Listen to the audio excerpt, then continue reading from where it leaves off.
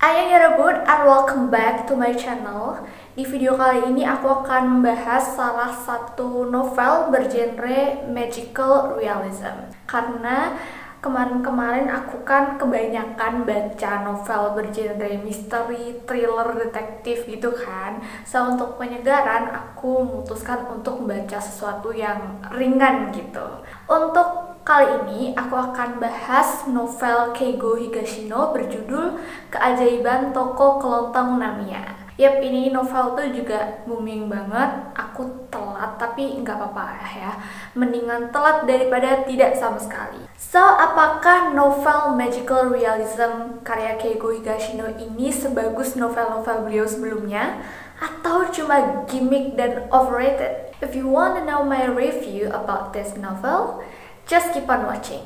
Tapi sebelumnya, jangan lupa untuk klik video ini dan bantu algoritma YouTube supaya menjangkau lebih banyak orang. Udah? Thank you. Yuk langsung aja kita lanjut ke reviewnya.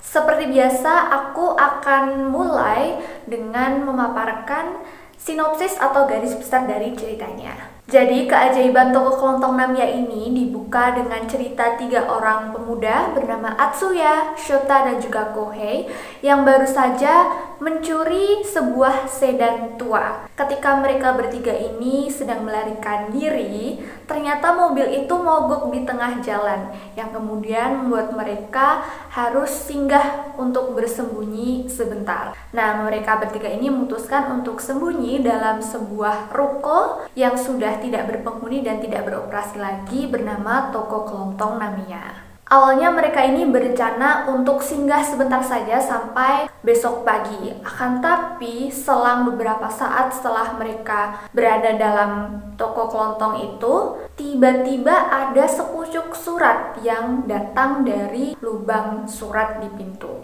Setelah dicek, ternyata surat itu berisi permintaan saran dari si pengirimnya. Nah, mereka bertiga kebingungan kan, maksudnya minta saran apa nih?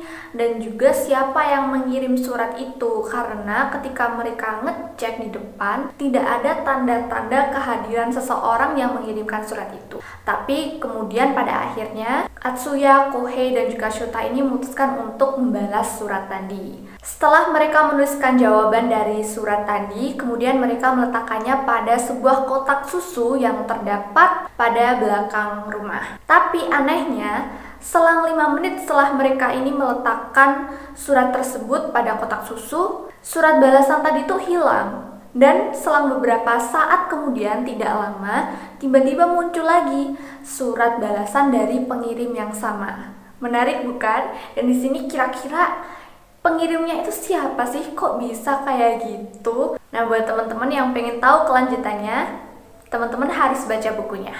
Oke, sekarang kita akan masuk ke bagian review. Jadi, setelah aku membaca, aku menyadari bahwa plot cerita dari Keajaiban Toko Kelontong Namiya ini mirip seperti novel Keigo Higashino Sensei yang berjudul The Newcomer, karena di sini itu menyuguhkan cerita dari setiap orang yang pernah berkonsultasi di Toko Kelontong Namiya.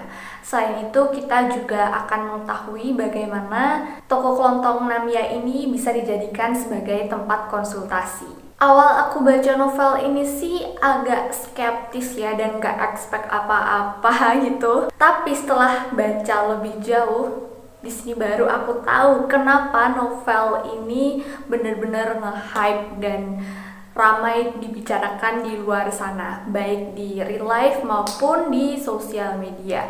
Karena di dalam novel ini tuh mengandung banyak sekali pelajaran hidup yang bisa kita renungkan melalui kisah-kisah dari orang yang pernah berkonsultasi di Toko Kelontong Namiya tersebut. Terus untuk perpindahan babnya, impresi awal aku tuh kayak ini kok nggak ngalir ya ceritanya, terkesan kayak dipotong gitu loh. Misalnya gini, di bab 1 itu menceritakan tentang kisah 3 pemuda tadi, si Atsuya, Shota, sama Kohei. Tapi di bab kedua timelinenya ganti, tokoh-tokohnya pun ganti. Bahkan kadang dalam satu bab itu bisa ganti tokoh maupun timeline beberapa kali. Jadi agak butuh penyesuaian gitu ya untuk memikirkan perubahan-perubahan tadi. Tapi ternyata di balik itu semua tokoh-tokoh yang ada di dalam novel ini tuh saling berkaitan. Jadi emang bener sih kata aku tadi, ini tuh mirip sama plot di novel The Newcomer. Kemudian untuk kekurangannya, mungkin karena ini kan timelinenya juga beda-beda gitu, jadi agak sedikit membingungkan dan memang butuh penyesuaian ketika membaca supaya bisa mengkaitkan timeline yang berbeda itu tadi. Kemudian karena tokoh di novel ini tuh juga banyak kayak di The Newcomer, jadi butuh effort sedikit lah ya untuk mengingat nama-nama tokoh di sini dan juga keterkaitan mereka gitu.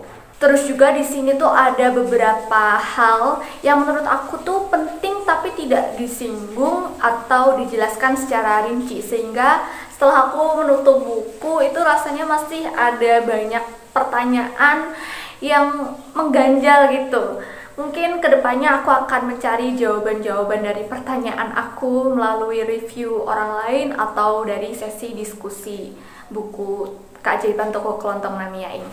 But it's not a big deal karena ceritanya juga sangat inspiratif, terutama di sini aku terharu banget pada bagian ceritanya Katsuro sama si kakek pemilik toko kelontong tadi. Itu bener-bener bikin aku nangis karena terharu guys. Terus juga endingnya aku suka banget. Please guys, baca buku ini karena endingnya tuh bener-bener menyentuh dan heartwarming banget. Dan lewat novel ini juga aku belajar bahwa bantuan sekecil apapun itu berpengaruh besar bagi orang lain. Overall, aku kasih rate novel Keajaiban Toko Kelontong Namiya ini 10/10 karena memang sebagus itu dan banyak sekali pelajaran-pelajaran hidup yang bisa kita dapatkan di dalamnya. Dan menurutku ini novel juga cocok banget kalau misalnya pengen dijadikan kado atau gift untuk orang-orang tersayang gitu, karena isinya so heartwarming itu guys. So buat teman-teman yang sudah baca novel Keajaiban Toko Kelontong Namiya, bisa share kesan-pesan kalian di kolom komen bawah. And I think that's all for today's video. I hope you guys enjoy it, and if you guys like this video, please give me a thumbs up, subscribe if you haven't already, also ring the bell, share this video, and if you have any requests, please comment down below. I'll see you guys on next video. Annyeong!